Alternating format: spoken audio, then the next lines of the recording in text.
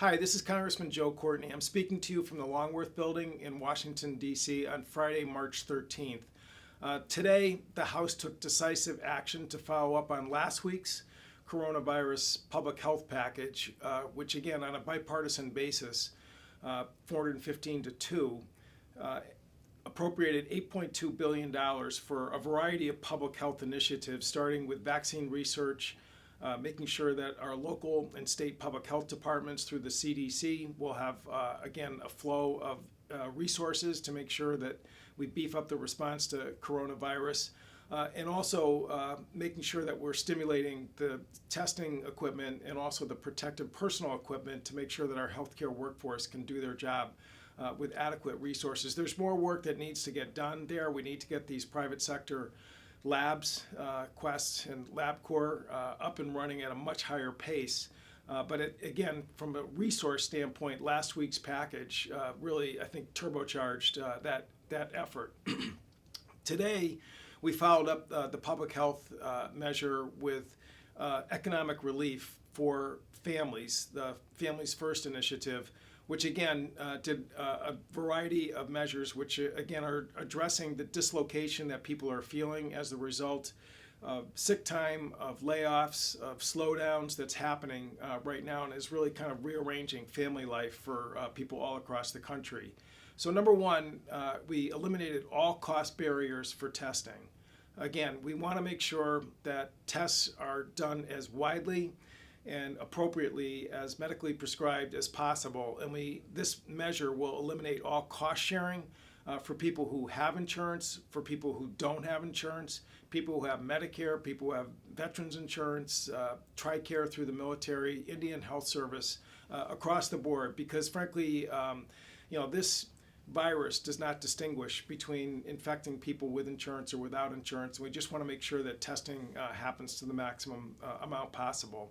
It also sets up a sick leave program, an emergency sick leave program, so that people will be compensated for up to the first 14 days. Because again, we don't want people to feel that they can't not go to work because they're going to basically not be able to put food on the table. And again, this measure is something that public health officials have really strongly advised that Congress move forward on. We also beefed up unemployment compensation so that in case there's people who are suffering actual layoffs because of the sort of reduction in economic activity that's happening all across the country, we're eliminating the 1-week waiting period for unemployment insurance, and again, beefing up the benefits so that, again, the replacement for income will be as robust and swift as possible. And lastly, there was a strong package in there for nutrition to make sure that, number one, kids whose schools are closing down, and again, there's a number of them in eastern Connecticut in the 2nd Congressional District, that vital access to school lunches is going to continue. Again, very similar to what happens during the summer months after schools break, so that kids can, again, go to a central site in their local neighborhoods and communities and kind of grab and go in terms of making sure that there'll be a replacement for the school meals. Again, that is really a pretty essential part of family planning and meal budgets. So that is part of the package. We also, again, are eliminating any barriers to SNAP, which is the programs for adults and older Americans, to make sure that, again, this downturn that we know is probably going to be pretty widespread is not going to interfere with making sure that people have good, nutritious access to food. There's also measures in there to boost the production of masks, so that surgical masks, so that our healthcare workforce will be protected. And again, the House acted, the Senate needs to follow suit, and we need to, again, keep sort of pushing forward to make sure that we address people's needs as quickly as possible. That will shorten, again, this outbreak, and it will also shorten the economic dislocation that the outbreak is causing.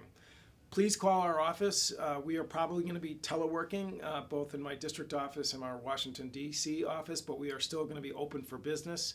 And we want to hear from folks, just like the 6,700 people who were on a telephone town hall a couple nights ago in eastern Connecticut. We are planning similar telephone town halls next week And again, you can reach us online in terms of our office website and certainly by phone.